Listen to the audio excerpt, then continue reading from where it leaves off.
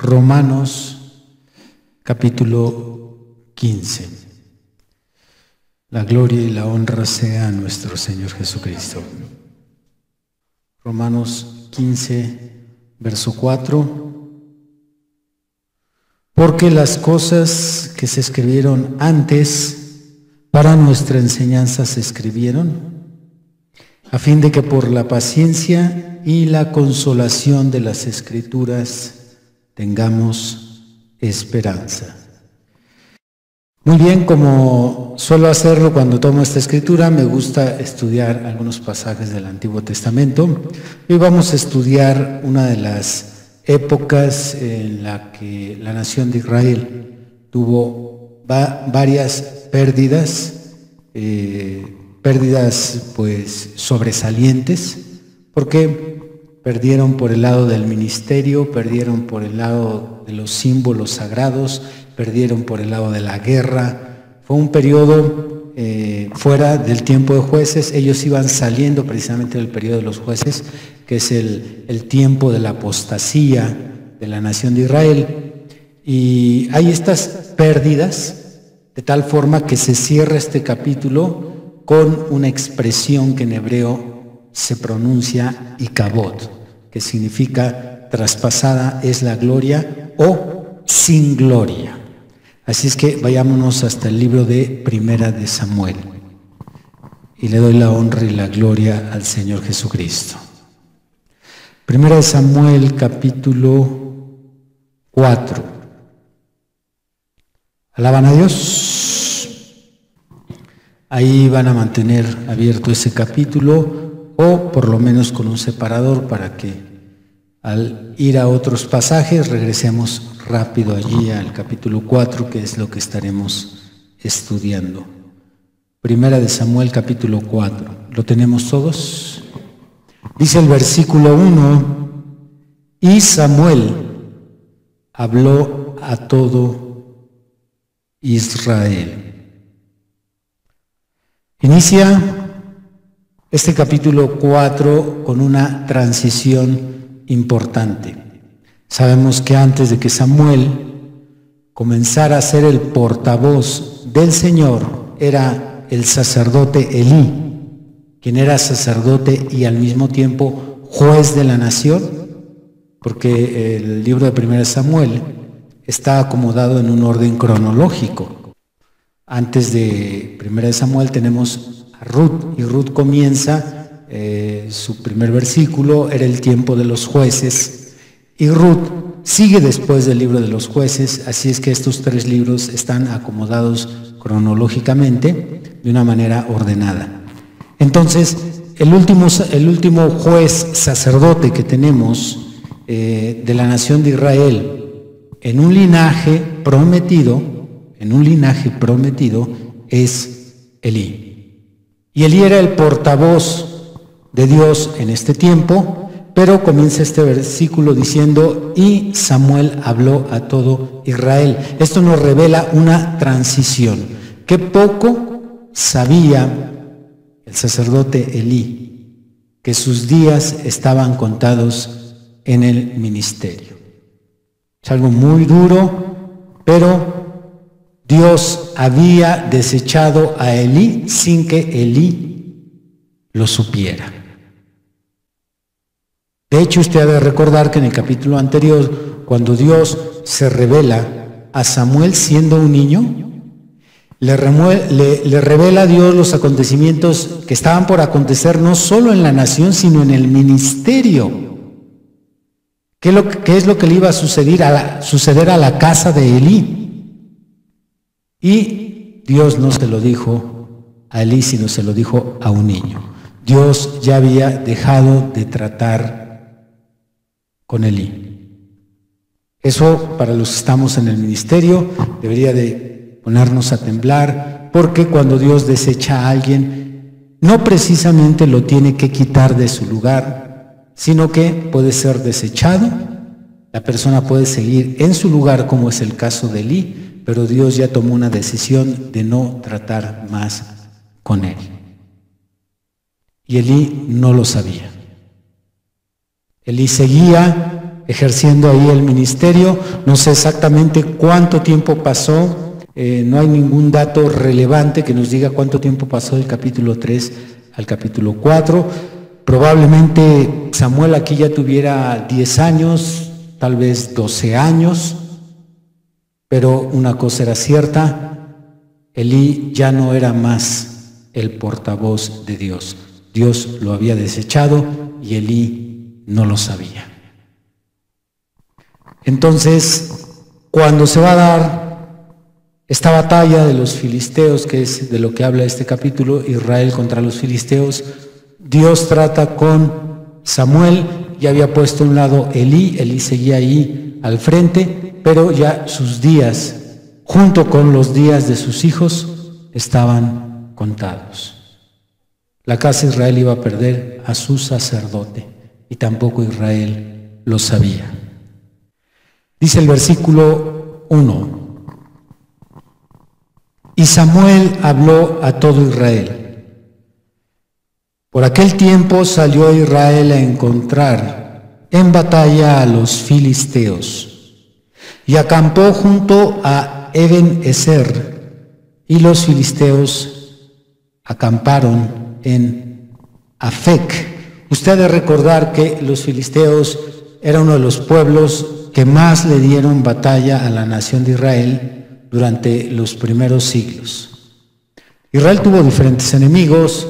Tuvieron a los amonitas, tuvieron a los sirios, tuvieron imperios babilónicos, pero también tenían pueblos pequeños, como es el caso de los filisteos, que no era un pueblo semita, sino más bien ellos eran inmigrantes. Ellos habían llegado ahí a lo que es a la costa del sureste de la tierra de Canaán, se habían instalado. La Biblia nos da por lo menos el nombre de las 5 ciudades principales que ocupaban los filisteos. Esto se describe en el capítulo 5. Y estos pueblos costeros, que de hecho la palabra Palestina se deriva de Filistea, estos pueblos costeros fueron durante mucho tiempo enemigos de la nación de Israel, y fueron no solo un dolor de cabeza, sino un dolor de muelas para la nación de Israel. Claro está que no era la voluntad de Dios que Israel estuviera batallando con este pueblo, pero al no seguir Israel las indicaciones al pie de la letra, cuando ellos iban a tomar posesión de la tierra de Canaán en los días de Josué, al no seguir ellos las indicaciones tal como Dios se las indicó, entonces ellos tuvieron que cosechar su desobediencia en el futuro, porque muchas veces nuestra desobediencia, nuestra negligencia, las consecuencias no nos vienen de inmediato. En ocasiones llegan al año, a los 3 años, a los 5 años, pero van a llegar. ¿Alaban a Dios? Vamos a ver cuáles son las indicaciones que Dios le dio a esta nación. Abran ustedes, por favor, el libro de Deuteronomio. Deuteronomio, capítulo 9. Mi alma te alaba, Señor. Deuteronomio 9 dice en el versículo 1: Oye, Israel, tú vas hoy a pasar el Jordán para entrar a desposeer a naciones más numerosas y más poderosas que tú, ciudades grandes y amuralladas hasta el cielo, un pueblo grande y alto, los hijos de los anaseos, de los cuales tienes tú conocimiento. Y has oído decir: ¿quién se sostendrá delante de los hijos de Anac? Entiende pues hoy que es Jehová tu Dios el que pasa delante de ti como fuego consumidor, que los destruirá y humillará delante de ti, y tú los echarás y los destruirás enseguida, como Jehová te ha dicho. Esas eran las indicaciones. Yo los meteré a la tierra y ustedes van a desposeer a naciones, y a esas naciones que van a enfrentar, una vez que los venzan, los van a echar fuera. No habrá cabida para esas naciones, para esos pueblos en esta tierra que yo les doy por heredad. ¿Obedeció Israel? Veamos qué es lo que hizo Israel. Vayamos a Jueces. Primero vamos a leer Josué. Josué capítulo 13. ¿Ya lo tenemos? Dice Josué 13, versículo 1. Siendo Josué ya viejo, entrado en años, Jehová le dijo: tú eres ya viejo, de edad avanzada, y queda aún mucha tierra por poseer. Esta es la tierra que queda, todos los territorios de los filisteos y todos los de los jeruseos. Desde Sior, que está al oriente de Egipto, hasta el límite de Ecrón al norte, que se considera de los cananeos, de los 5 príncipes de los filisteos: el gaseo, el asdodeo, el ascaloneo, el geteo y el ecroneo, también los aveos. Antes de morir Josué, todavía Israel no había expulsado a los filisteos. Así es que ahorita en el capítulo 2 o en el capítulo 1 de Jueces que vamos a leer, nos vamos a dar cuenta cómo es que para esa fecha los filisteos todavía estaban ahí en esa tierra, junto con otras naciones que el Señor les dijo a Israel, lo leímos en Deuteronomio 9, los vas a echar fuera. Ahora sí vayamos ahí a Josué capítulo 1, Jueces capítulo 1. Jueces 1, vamos a leer versículos salteados. Por ejemplo, ahí en el versículo 21, Jueces 1, 21, mas al jebuseo que habitaba en Jerusalén, no lo arrojaron los hijos de Benjamín, y el jebuseo habitó con los hijos de Benjamín en Jerusalén hasta hoy. Luego nos pasamos al verso 27. Tampoco Manasés arrojó a los de Bet-Seán, ni a los de sus aldeas, ni a los de Taanac y sus aldeas, ni a los de Dor y sus aldeas, ni a los habitantes de Ibleam y sus aldeas, ni a los que habitaban en Megiddo y en sus aldeas. Y el cananeo persistía en habitar en aquella tierra. Y luego dice el verso 29, tampoco Efraín arrojó al cananeo que habitaba en Geser, sino que habitó el cananeo en medio de ellos en Geser. Verso 30, tampoco Zabulón arrojó a los que habitaban en Quitrón, ni a los que habitaban en Naalal, sino que el cananeo habitó en medio de él y le fue tributario. Tampoco Aser arrojó a los que habitaban en Aco, ni a los que habitaban en Sidón, en Alab, en Aksif, en Elba, en Afec y en Rehob. Si se da cuenta, no obedecieron las indicaciones. El Señor les dijo, los echarán fuera y los destruirán. El juicio de su desobediencia está en el capítulo 2. Y el ángel de Jehová subió a Gilgal, a Boquín, y dijo: yo os saqué de Egipto y os introduje en la tierra de la cual había jurado a vuestros padres, diciendo: no invalidaré jamás mi pacto con vosotros, con tal que vosotros no hagáis pacto con los moradores de esta tierra, cuyos altares habéis de derribar. Mas vosotros no habéis atendido a mi voz. ¿Por qué habéis hecho esto? Por tanto, yo también digo, ¿no los echaré de delante de vosotros? Hablando de aquellas naciones. No los echaré de delante de vosotros, sino que serán azote para vuestros costados. Y sus dioses os serán tropezadero.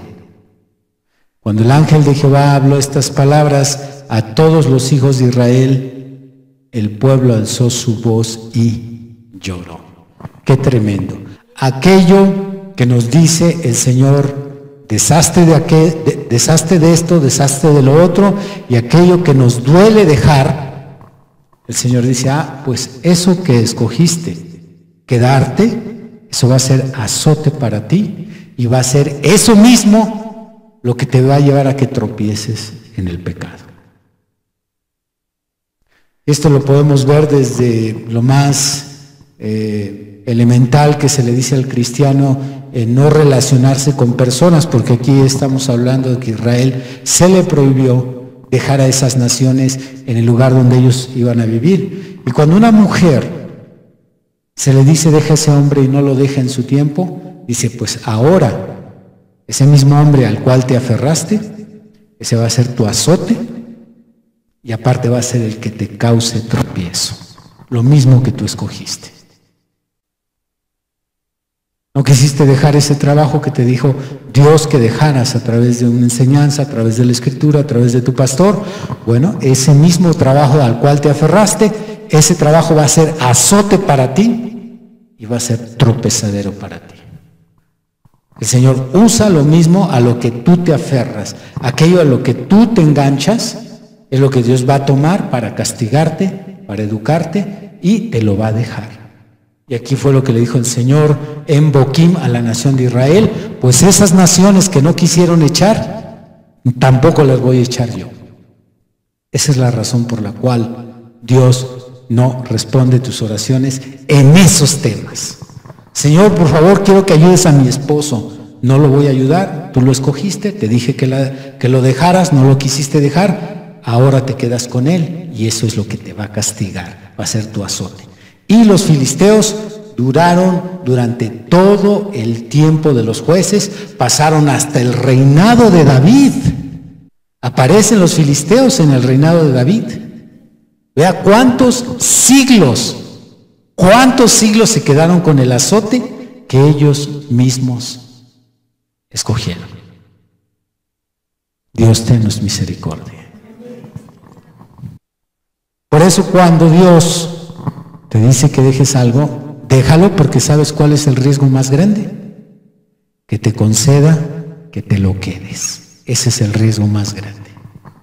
Cuando Dios te dice, deja esa mujer, deja ese hombre, deja ese carro, deja ese trabajo, deja tus hijos, ya que se pierdan, déjalos, suéltalos. Porque si tú no los sueltas, ese va a ser tu azote y ese va a ser tu tropezadero. Y los filisteos en todo el tiempo, ustedes han de recordar aquella ocasión que salía aquel filisteo, Goliat era filisteo. Todos ellos estuvieron oprimiendo durante todo el tiempo que estuvieron los filisteos en las costas de Canaán, estuvieron oprimiendo a la nación de Israel. Muy bien, regresemos ahí al capítulo 4 de Primera de Samuel. Bendito el Señor por siempre. Dice en el versículo 1: Por aquel tiempo salió Israel a encontrar en batalla a los filisteos que acampó junto a Ebenezer, y los filisteos acamparon en Afec. Y los filisteos presentaron la batalla a Israel, y trabándose el combate, Israel fue vencido delante de los filisteos, los cuales hirieron en la batalla en el campo como a 4,000 hombres. Cuando volvió el pueblo al campamento, los ancianos de Israel dijeron: ¿por qué nos ha herido hoy Jehová delante de los filisteos?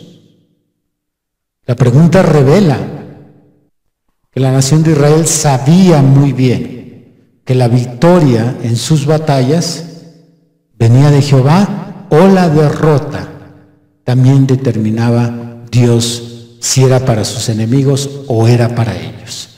Porque la pregunta no es por qué nos han herido los filisteos, es por qué nos ha herido Jehová en la batalla. Aparte de que estaban en pecado, estaban ciegos, porque esta pregunta no debería de hacerse cuando toda la nación todavía para este tiempo vivía en apostasía. Así es que no deberían de preguntar por qué razón les estaba aconteciendo esto. Ellos sabían muy bien que cuando el Señor iba por delante, ganaban sus batallas, sin importar el tamaño del ejército. Recién estaban las victorias de Josué. Todavía para ese tiempo quizás vivían abuelos o bisabuelos de aquellos que habían visto las conquistas de Josué. Así es que cuando pierden el enfrentamiento, la pregunta es, ¿qué hemos hecho para que Jehová nos haya abandonado? Para que Jehová nos haya entregado en derrota frente a nuestros enemigos. Dice ahí en el versículo 3, cuando volvió el pueblo al campamento, los ancianos de Israel dijeron, ¿por qué nos ha herido hoy Jehová delante de los filisteos? Traigamos a nosotros de Silo el arca del pacto, para que viniendo entre nosotros nos salve de la mano de nuestros enemigos. Definitivamente que estaban ciegos. Querían traer el arca como si el arca por sí misma tuviera poder. El arca solamente era un símbolo de la presencia de Dios en medio de Israel, porque nosotros sabemos, al leer el libro de Éxodo, que cuando Dios le da instrucciones a Moisés de construir el arca y de colocar el arca, el Señor le dijo a Moisés, porque allí en medio de los querubines yo me encontraré contigo. Pero el arca solamente era un lugar momentáneo donde bajaba la presencia de Dios, mas no permanecía la presencia de Dios en el arca. Repito, el arca solo era un símbolo. ¿Un símbolo de qué? Del trono de Dios que está en el cielo. Sin embargo, ellos creyeron que el arca por sí sola tenía poder. Si pudiéramos decirlo de esta forma, convirtieron el arca en un amuleto, como si fuera la pata de conejo, como si fuera la herradura de un caballo o un trébol de 4 hojas, como si trayendo aquello las cosas fueran a cambiar. Eso sí es ceguedad.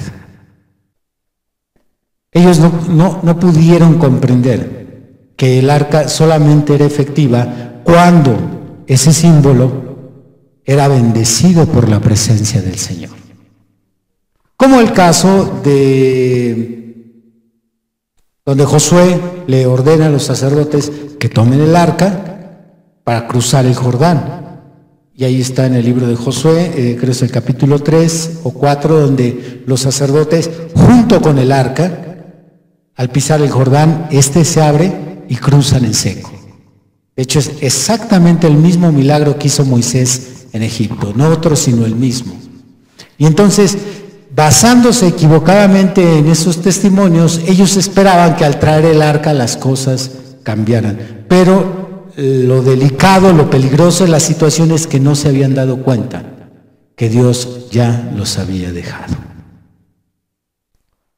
El arca solo era un conducto por el cual Dios bajaba y dirigía a la nación de Israel, porque el arca siempre tenía que ir por delante mientras Israel avanzaba. Pero el arca, repito, por sí sola no tenía ningún poder. Como en esta tarde, esta Biblia no tiene por sí sola ningún poder, este púlpito tampoco, el pastor tampoco, el edificio tampoco. Si el Señor nos deja, ni la Biblia, ni el púlpito, ni el edificio, ni el pastor puede hacer nada por ustedes. Una vez que Dios deja a una persona, así como dejó en esta época a Israel, dejó a Elí, entonces todo lo que el pueblo intentó hacer fue en vano. Vamos a ver al final del capítulo, el desenlace es la derrota de la nación, y no solo eso, sino que hasta perdieron el símbolo. Pero en esa ceguedad, los ancianos, dice, traigamos el arca. Otra cosa que nos revela que no tenían revelación, que en ese momento estaban pasando por una ceguedad espiritual, es que no consultaron a Dios, solo dijeron, traigamos el arca. A diferencia, han de recordar ustedes, en aquella ocasión en que Israel sí tenía revelación, tenían la luz de Dios en su corazón, aquella ocasión que tuvieron que enfrentar a sus hermanos de la tribu de Benjamín, en Jueces capítulo 20, ahí la Biblia nos dice que cuando enfrentaron a los benjamitas y perdieron, fueron a consultar al Señor y le preguntaron, ¿volveremos a pelear contra nuestros hermanos? A diferencia de aquí no consultaron al Señor.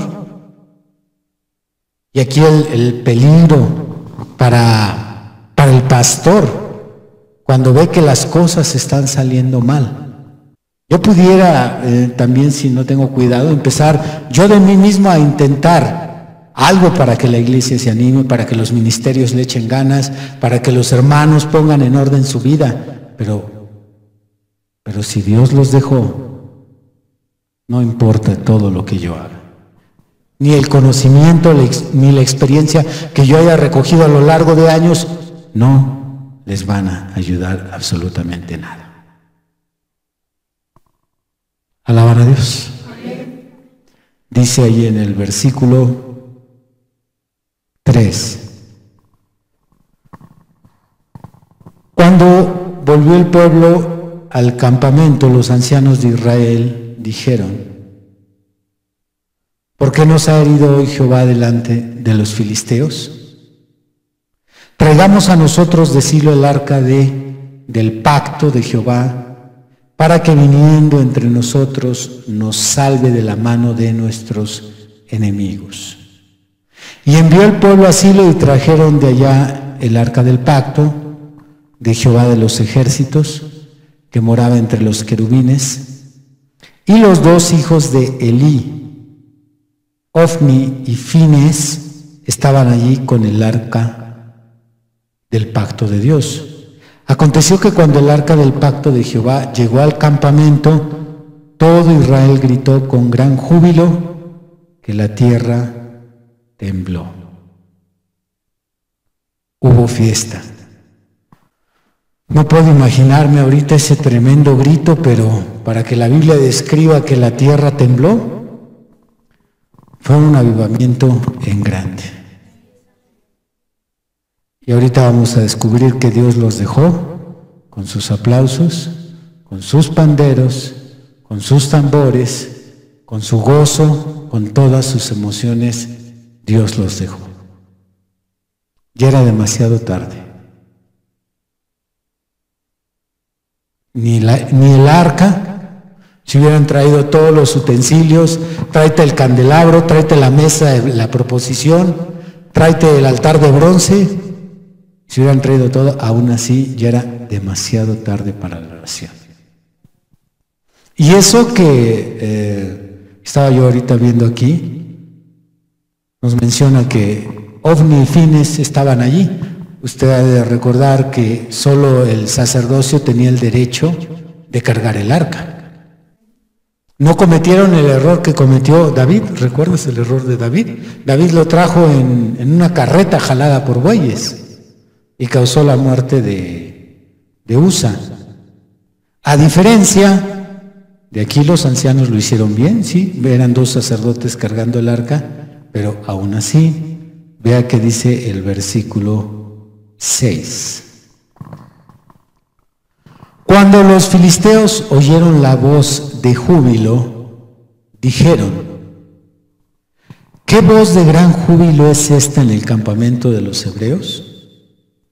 Y supieron que el arca de Jehová había sido traída al campamento. Y los filisteos tuvieron miedo porque decían: ha venido Dios al campamento.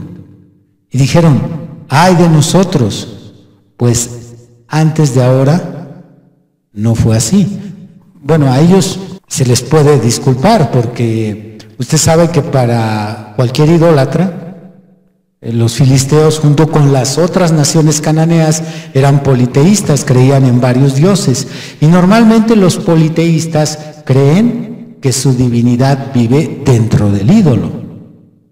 Si usted ha leído el capítulo 5, ellos cuidaban a Dagón tanto que llegó un momento que dijeron: mejor vamos a echar fuera el arca, el Dios de los hebreos, porque nuestro Dios no puede estar delante de él.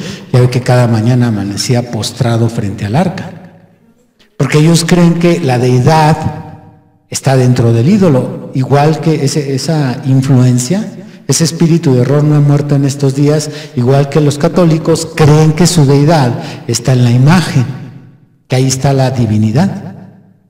Entonces, cuando los filisteos escuchan que ha llegado Dios al campamento, también confundieron a Dios con el símbolo o con el conducto que era el arca. Repitan: ¿no es lo mismo el conducto? No es lo mismo el conducto que Dios. Sí, yo no soy Dios, yo soy un conducto de Dios. La Biblia no es Dios, sino que es el conducto por el cual Dios nos habla. Entonces, también igual de ciegos empezaron a temblar, pero eso solo era un símbolo. En lugar de temerle al verdadero Dios, porque la Biblia nos registra infinidad de batallas donde Dios le dio la victoria a Israel sin estar presente el arca, sino más bien que el profeta de Dios era enviado, conducto también, y le decía al rey de aquellos tiempos: Dios te entregará a tus enemigos. Versículo 7. Y los filisteos tuvieron miedo porque decían: ha venido Dios al campamento. Dijeron: ay de nosotros, pues antes de ahora no fue así. Ay de nosotros, ¿quién nos librará de la mano de estos dioses poderosos? ¿Se da cuenta que son politeístas? No de este Dios, sino de estos dioses. Estos son los dioses que hirieron a Egipto con toda plaga en el desierto. Increíble, hermanos. No había internet, no había periódico, no había televisión para anunciar por comercial lo que hizo Dios en Egipto, no había estación de radio, y el Señor se hizo cargo que la destrucción de esa nación se conociera en todo el mundo. ¿Alaban al Señor? ¿Cuántas generaciones habían pasado y todavía se sabía lo que el Señor le había hecho a Faraón y a su pueblo? Estos son los dioses poderosos que destruyeron la nación de Egipto. Pero repito, confundían al Dios con el símbolo, porque en los días de Moisés, cuando él saca a la nación, pues sabemos que todavía no estaba el arca. El arca fue construida en el camino en el desierto. Versículo 9. Esforzaos, oh filisteos, y sed hombres, para que no sirváis a los hebreos como ellos os han servido a vosotros. Sed hombres y pelead. Bueno, los filisteos no tenían la revelación de que pelear contra el Señor es una locura. No hay quien pelea contra Jehová, no tiene la mínima esperanza de ganar. De hecho, dice Salomón, es Proverbios, creo es 20:30, no hay sabiduría, no hay consejo, ni hay entendimiento contra Jehová. Entonces, no es buena idea ir en contra del Señor. Pero claro, ellos no tenían esa revelación. Pero, ¿por qué si pasamos esto mismo al plano espiritual, por qué cuando el diablo quiere pelear contra nosotros, sabiendo que nosotros somos cristianos, Y sabiendo el diablo que llévalas de perder, porque aún así insiste el diablo en pelear contra nosotros.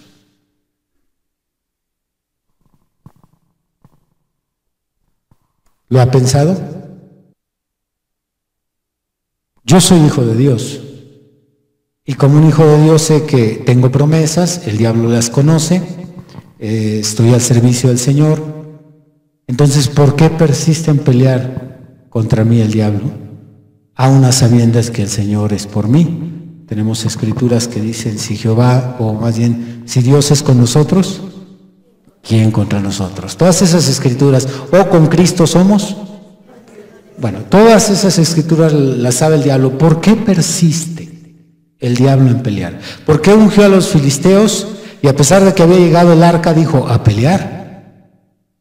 Porque tanto los filisteos, ungidos por el diablo, como el diablo actualmente, sabe muy bien que si tú estás en pecado, el Señor no pelea por ti.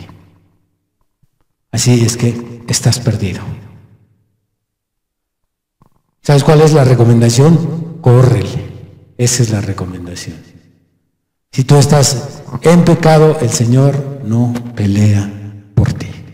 La única forma en que el Señor pelee tus batallas y que salga a cuidarte contra la enfermedad, para que salga el Señor a protegerte contra los demonios de enfermedad, contra los ataques emocionales, mentales, aquellas personas que constantemente están sufriendo traumas, que entran en esquizofrenia, que sufren depresión. Para que el Señor los proteja, ustedes tienen que tener su vida en orden. Si no, el Señor no pelea por ustedes. Esa es la razón por la cual el diablo dice contra ellos. Él no dice, y si Dios los protege, si están en pecado, tengan por seguro que no los va a proteger. Así es que contra ellos. La única manera de estar victoriosos y estar seguros de que el Señor va por delante es cuando nosotros hemos arreglado nuestra vida ante Él. Alaban a Dios. Situación delicada para nosotros, ventajosa para el diablo. Verso 9, esforzaos, oh filisteos, y sed hombres, para que no sirváis a los hebreos, como ellos os han servido a vosotros. Sed hombres y pelead. Pelearon pues los filisteos, e Israel fue vencido, y huyeron cada cual a sus tiendas, y fue hecha muy grande mortandad, pues cayeron de Israel 30,000 hombres de a pie. No les ayudó el arca. No te va a ayudar tu Biblia, no te va a ayudar tu librero lleno de literatura del hermano Branham, no te van a ayudar los 100 discos que tengas, no te van a ayudar los cantos, todos esos son conductos y medio, pero el Dios que usa esos conductos te ha dado la espalda, te ha dejado y vas a perder y te vas a levantar, vas a ir de nuevo y vas a volver a caer hasta que no arregles tu vida con Dios. ¿Alaban al Señor? Sí. No podemos sentirnos seguros con ninguno de esos conductos. Israel creía que al llegar el arca, y si lo creían en verdad, por eso hicieron esa festividad, ese gran grito de júbilo, que las cosas iban a cambiar. Nada va a cambiar mientras Dios no regrese a tu vida. Versículo 11, y el arca de Dios fue tomada y muertos los 2 hijos de Elí, Ofni y Fines. ¿Ustedes conocen la historia de los hijos de Elí? Si no la conocen, déjenme refrescarles la mente. Abran el capítulo 2 de ahí mismo de 1 Samuel. Dice capítulo 2, versículo 12. Los hijos de Elí eran hombres impíos y no tenían conocimiento de Jehová. O si traducimos la frase, no tenían conocimiento de Jehová, esto es, no conocían al Señor. que es el equivalente a no tener una experiencia personal con el Señor. Increíble. 2 ministros, porque el sacerdocio se heredaba. Si Elí era sacerdote, sus hijos eran sacerdotes. 2 ministros y no tenían conocimiento del Señor. No conocían al Señor, no tenían esa experiencia con el Señor, pues con razón eran hombres impíos. ¿Se fija cómo podemos cerrar? Podemos tener en nuestro gabinete a personas que no tienen una relación personal con Cristo. Y eso lo va a pagar el pueblo, como sucedió en este capítulo. Estos hombres, no vamos a leer todo el capítulo 2, pero aquí habla del constante pecado en el que vivían los hijos de Elí. Y como Elí no supo disciplinarlos, él falló en 2 cosas: no supo disciplinar a sus hijos, y segundo, no se paró por el Señor, sino que le dio preferencia a su familia. Entonces el precio que pagó él, su casa y la nación de Israel fue por el pecado de los ministros. Vea aquí en el capítulo 2 lo que dice en el versículo 22. Pero Elí era muy viejo y oía de todo lo que sus hijos hacían con todo Israel, y cómo dormían con las mujeres que velaban a la puerta del tabernáculo de reunión. Y les dijo: ¿por qué hacéis cosas semejantes? Porque yo oigo de todo este pueblo vuestros malos procederes. No, hijos míos, porque no es buena fama la que yo oigo, pues hacéis pecar al pueblo de Jehová. Si pecare el hombre, me detengo en el verso anterior, pues hacéis pecar al pueblo de Jehová. No solo pecaban ellos, sino hacían pecar al pueblo. Versículo 25, si pecare el hombre contra el hombre, los jueces le juzgarán. Mas si alguno pecare contra Jehová, ¿quién rogará por él? Pero ellos no oyeron la voz de su padre, porque Jehová había resuelto hacerlos morir.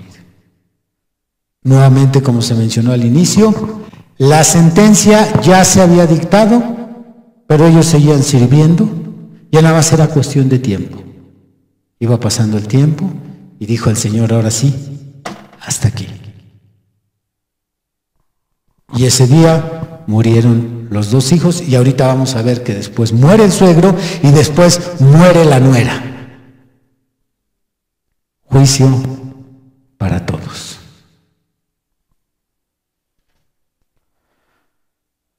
Regresamos al capítulo 4, versículo 11. Y el arca de Dios fue tomada y muertos los 2 hijos de Elí, Ofni y Fines. El juicio se había cumplido. Y corriendo de la batalla un hombre de Benjamín llegó el mismo día a Silo, rotos sus vestidos y tierra sobre su cabeza. Usted ha de recordar que esta era una señal de duelo. Duelo por los muertos y duelo por la derrota de la nación y por la toma del arca. Y cuando llegó, he aquí que Elí estaba sentado en una silla, vigilando junto al camino, porque su corazón estaba temblando por causa del arca de Dios. Su corazón estaba temblando por causa del arca de Dios. Llegado pues aquel hombre a la ciudad, y dadas las nuevas, toda la ciudad gritó. Cuando Elí oyó el estruendo de la gritería, dijo: ¿qué estruendo de alboroto es este? Y aquel hombre vino aprisa y dio las nuevas a Elí. Era ya Elí de edad de 98 años y sus ojos se habían oscurecido de modo que no podía ver. Dijo pues aquel hombre a Elí: yo vengo de la batalla y he escapado hoy del combate. Y Elí dijo: ¿qué ha acontecido, hijo mío? Y el mensajero respondió diciendo: Israel huyó delante de los filisteos Y también fue hecha gran mortandad en el pueblo, y también tus 2 hijos, Ofni y Fines, fueron muertos, y el arca de Dios ha sido tomada. 3 malas noticias: la derrota de la nación, la muerte de sus 2 hijos y la toma del arca. Dice el verso 18: y aconteció que cuando él hizo mención del arca de Dios, Elí cayó hacia atrás de la silla, al lado de la puerta, y se desnucó y murió. Qué triste. Qué triste que el mismo Elí había perdido esta revelación de que el arca era solo un símbolo, y le preocupaba más el símbolo. De hecho, convirtió el arca en una reliquia.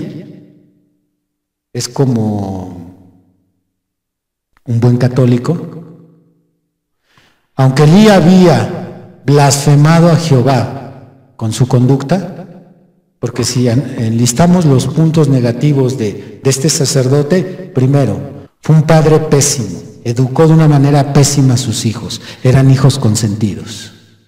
Segundo, no se paró por el ministerio, sino que nada más los regañaba, pero no hacía nada.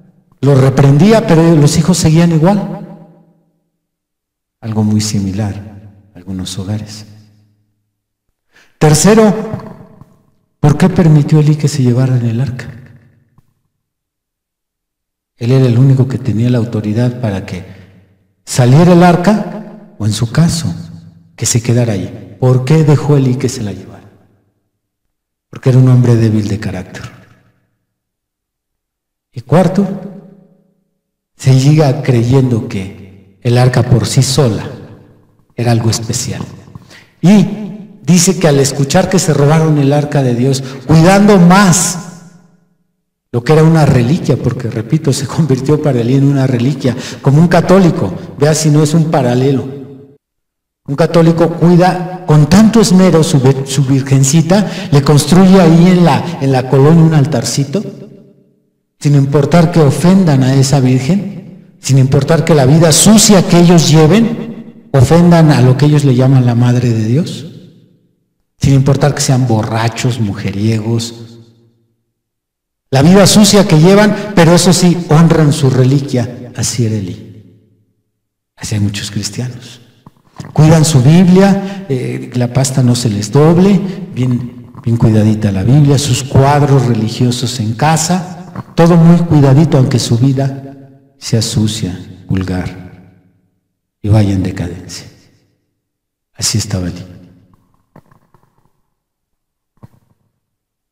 Entonces, cuando él oye que se llevan su reliquia, se robaron su crucifijo, se robaron su imagen de su santo, entonces se va para atrás y ahora viene también el juicio para él. Versículo 18. Y aconteció que cuando él hizo mención del arca de Dios, Elí cayó hacia atrás de la silla, al lado de la puerta, y se desnucó y murió, porque era hombre viejo y pesado, y había juzgado a Israel 40 años. Y su nuera, la mujer de Fines, que estaba encinta, cercana al alumbramiento, oyendo el rumor de que el arca de Dios había sido tomada, y muertos su suegro y su marido, se inclinó y dio a luz, porque le sobrevinieron sus dolores de repente. Y al tiempo que moría, 4 difuntos en una sola tarde. Yo me pregunto, de lo que no registró el Espíritu Santo en este pasaje, yo me pregunto, ¿qué habrá hecho la mujer para que el juicio le hubiera alcanzado? ¿Qué hizo la mujer? Ve, en el caso de Elimelec, nada más murieron los hombres. Nada más murió Elimelech, Malón y Kelión. Pero regresan 3 mujeres intactas, que es Ruth, Noemí y Orfa.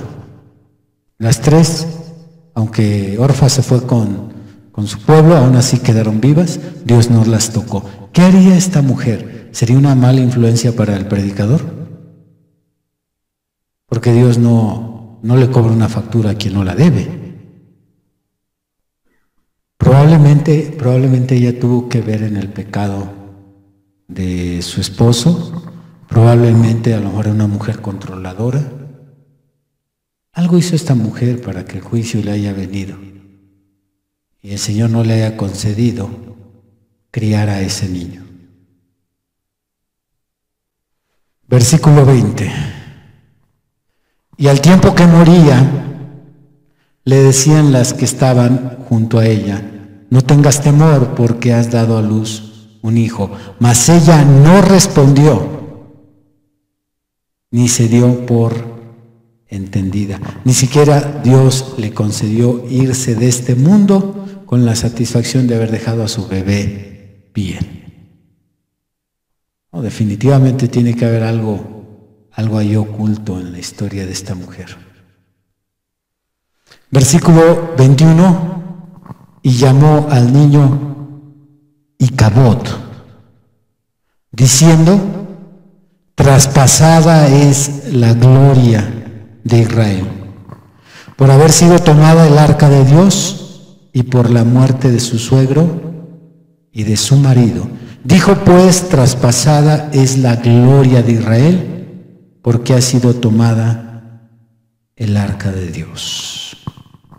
Definitivamente, estas palabras no procedieron de ella, sino que fueron inspiradas. Algo similar a cuando nacían los patriarcas. Explica el reverendo William Branham que cuando nacieron los patriarcas, cada una de las madres que engendró a los patriarcas, al momento en que ellas daban a luz, pronunciaban el nombre del niño. Cuando iba saliendo del vientre Benjamín, ella gritaba: Benjamín. Iban pronunciando el nombre de cada uno de los patriarcas. Y en el caso de esta mujer, la esposa de Fines, también estas palabras de Icabod no venían de ella. Porque ciertamente fue traspasada la gloria, pero no por el hecho de que se robaron el símbolo. Esa fue solo una razón. Pero más bien fueron 3 razones por las cuales la gloria de Dios se pasó al campamento enemigo. La primera, Dios abandonó a la nación completa. Dios ya no estaba tratando con Israel. La segunda, Dios abandonó el ministerio de liderazgo. Y lo tercero, aún se habían robado los símbolos, lo sagrado. Les quitaron sus Biblias, les quitaron sus cantos, que en representación es lo que equivaldría a nuestro tiempo. Por eso es que la gloria de Dios fue traspasada. Si usted lee el capítulo 5 en casa, se dará cuenta que el Señor seguía obrando en el arca de aquel lado. Aunque claro, no para bien, pero se seguía moviendo en el símbolo. ¿Alaban al Señor? Pónganse de pie.